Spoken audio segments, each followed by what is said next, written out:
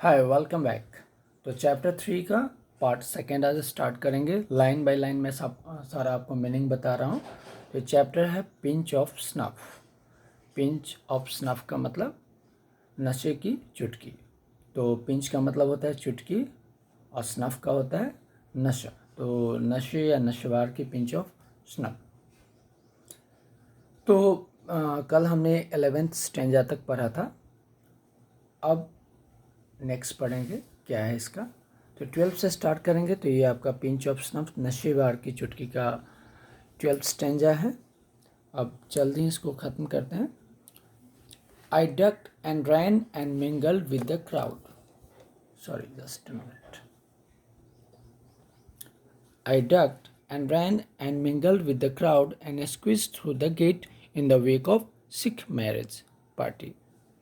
तो पहले जैसे हमने पढ़ा था, नानू काका आए थे, उन्होंने एक टोकरी दी थी जिसमें किटेन थी और नरेटर को, ऑथर को बोला था कि जल्दी से तुम बाहर निकल जाओ।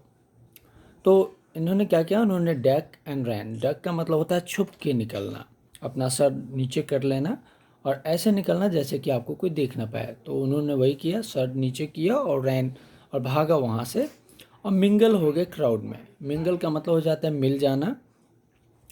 And squeeze through the gate in the wake of Sikh marriage party. वो निकले कहाँ पे, जहाँ पे सिख मैरिज पार्टी का गेट था वहाँ पे निकल गए।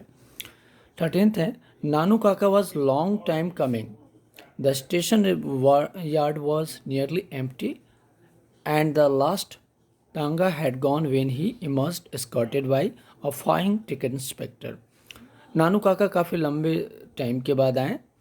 उस समय स्टेशन जो था कम्प्लीटली खाली हो चुका था, एम्प्टी था। लास्ट टांगा भी जा चुका था जब वो आए। स्कॉटेड बाय द फाइंग, और वो जब आए तो उनके साथ में कौन उनको स्कॉट कर रहा था, उनकी सुरक्षा में कौन आ रहा था, वो था ticket inspector. Frying ticket inspector. Frying का मतलब होता है चापलूस। कहने का मतलब है कि जब वो आ रहे थे तो उन्होंने कुछ ऐसा किया होगा, या तो टिकट नहीं लिया होगा, वो आगे हम पढ़ेंगे। तो टिकट इंस्पेक्टर जो है उनके साथ आए ताकि वो बाहर आराम से आ जाएं। Stanza 14th, no room in the third class and they wouldn't issue second class ticket without reservation.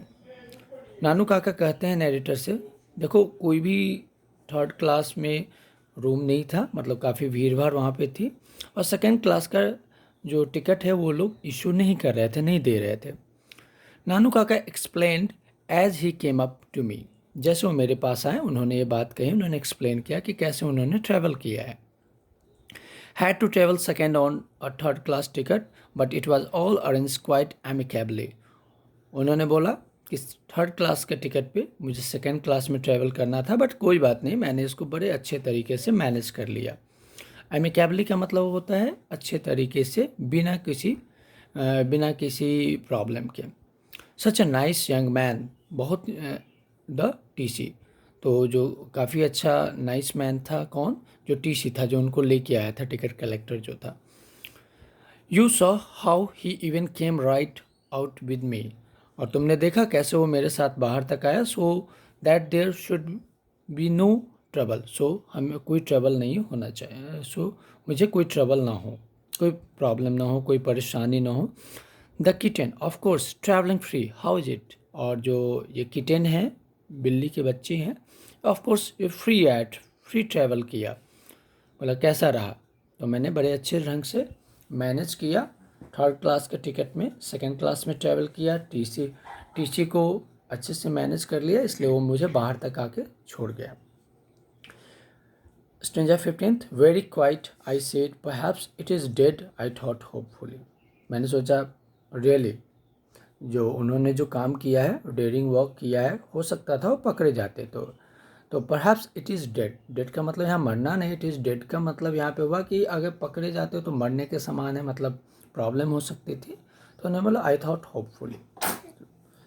We got into the car, हम कार में आ गए। And even before I had change into second gear, Nanu Kaka ask when have you arrange for the minister to see me. जैसे हम car में आए और जैसे मैंने सेकेंड गियर में गाड़ी को लगाया होगा कि नानू काका ने पूछा कब तुमने अरेंज की है मेरे अपॉइंटमेंट मिनिस्टर के साथ। Can not stay here for more than 2 days, 3 at most। और कहते हैं नानू काका, मैं यहाँ 2 दिन या 3 दिन से अधिक रुक नहीं सकता। Stranger 17, it was a time for frankness. ये जो टाइम था फ्रैंक होने था, क्लियर कट बात करने की थी। लुक अंकल, देखो अंकल, आई सेड, नरेटर ने कहा, देखो uncle, I am merely an under secretary on probation and it is more than my job is worth to go asking for interviews with minister. उन्होंने कहा, देखो uncle, मैं केवल एक अंडर सेक्रेटरी हूँ जो कि अभी प्रोबेशन पीरियड में है। मेरा अभी ट्रेनिंग पीरियड, जो ऑब्जर्वेशन पीरियड, ख़त्म भी नहीं हुआ है, और ये मेरे काम से, it is more than my job, ये मेरे जॉब से, मेरी जो नौकरी से बहुत अधिक है कि मैं मिनिस्टर से इंटरव्यू के लिए पूछूं। सो प्लीज़ आप मैनेज करो। तो लेखक कहना चाहते थे कि फ्रैंकली वो बोल दे, ताकि इनको ऐसा डाउट ना रहे कि मैं उनको मिलाऊंगा। तो अब नेक्स्ट पेज था, it was a time for फ्रैंकलिन्स। Look uncle, I said, I am merely an under secretary on probation and it is more than my job is worth to go asking for interviews with minister। तो next page में आते हैं, stanza 18 start करते हैं। ओह, exclamation का sign है। Nanu Kaka said, I had rather hope, oh I सी।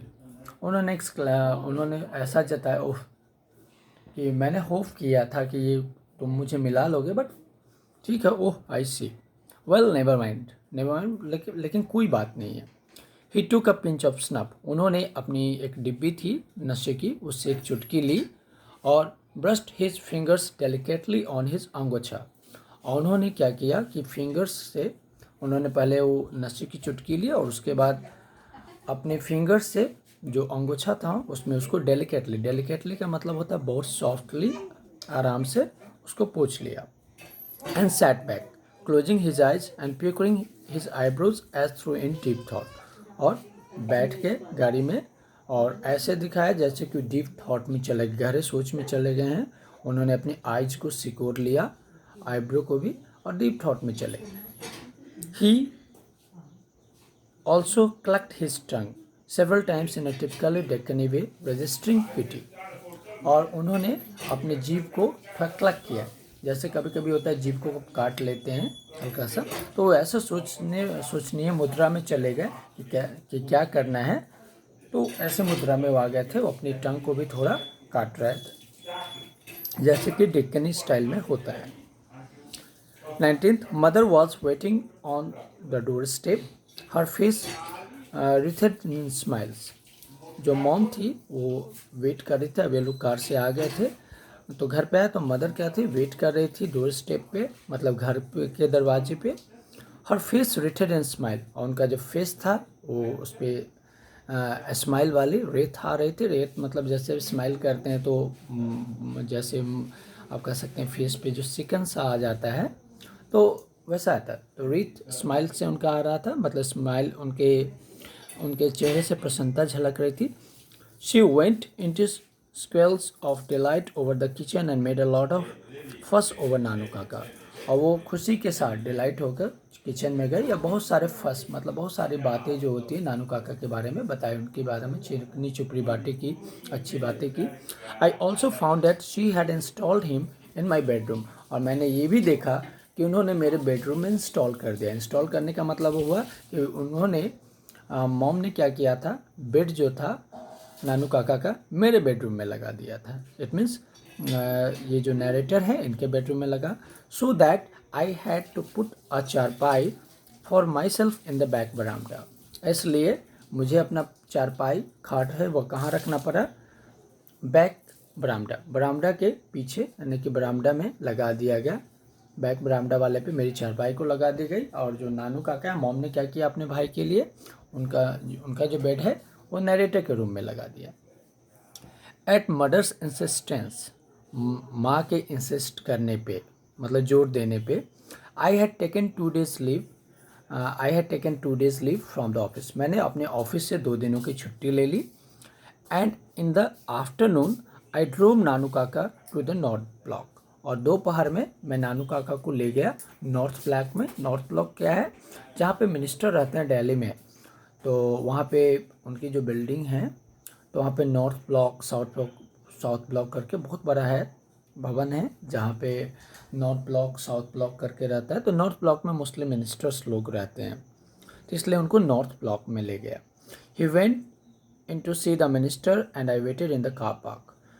चूँकि वैसे तो नरेटर अंडर सेक्रेटरी थे, बट वो कार से नहीं निकले और नानू काका चले गए, क्योंकि पहले ही नरेटर बोल चुका था कि नहीं, मेरे औकात की बात नहीं है, मैं नहीं मैनेज कर पाऊँगा। It was 2 hours before he returned mumbling colorful Marathi swear words। 2 घंटों में के बाद वो रिटर्न हुए मम्बल करते हुए, मतलब कुछ बड़बड़ाते हुए। वो क्या बड़बड़ा रहे थे? मराठी स्टाइल में, चूँकि मराठी थे तो उसमें कुछ वो गालियाँ बक रहे थे। इट मीन्स लग रहा था कि वो थोड़ा परेशान थे। I didn't dare ask him what had happened. Narrator बोलते हैं कि मैंने हिम्मत नहीं की उनसे पूछने की। And drove without saying word. अब बिना कुछ किए गाड़ी में ड्राइव करने लगा। He cool down in a little while though and set. थोड़ी देर में नानू काका थोड़ा कूल हो गए, शांत हो गए, और फिर बोला 2 hours 2 hours I spent being transferred from one chaprasi to another, tramping through the corridors, and in the end succeeded in getting a deputy secretary to give me an appointment 3 days from now। कहते हैं, झल्लाते हुए कहते हैं, 2 घंटे तक एक चपरासी से दूसरे चपरासी पर मैं घूमता रहा कॉरिडोर के इधर उधर, एंड लास्ट में डिप्टी सेक्रेटरी ने मुझे अपॉइंटमेंट दिया, और वो भी अपॉइंटमेंट 3 days के बाद का दिया। शेमफुल, कितनी शर्म की बात है। शेमफुल, कितने शर्म की बात है। यहाँ ट्रैम्पिंग है, ट्रैम्पिंग का मतलब होता है जब चलते हैं और थोड़ा तेज़ी से चलते हैं, धप धप करके आवाज़ जो आती है उसको बोलते हैं tramping. And there was another series of Marathi expletives. और फिर से वो मराठियों में कुछ गाली देना स्टार्ट कर दिए। In a linguistic emergency my uncle always turn to his mother tongue. जब भी जो अंकल है, जस्ट 21 पेज को आपको दिख नहीं रहा होगा, हाँ, 2 hours spent being transferred from one chaprasi to another, tramping through the corridors, and in the end succeeded in getting a deputy secretary to give me an appointment 3 days from now। Shameful, and there was another series of Marathi expletives। In a linguistic emergency, my uncle always turned to his mother tongue। यह भी मैंने आपको meaning बताया था, ये थोड़ा नीचे आ गया था इसलिए मैंने दोबारा आपको बताया। तो 2 घंटे तक क्या करें, एक चपरासी से दूसरे चपरासी से जाते रहे। लास्ट में उनको डिप्टी सेक्रेटरी से अपॉइंटमेंट मिलता है, वो भी 3 days के बाद का।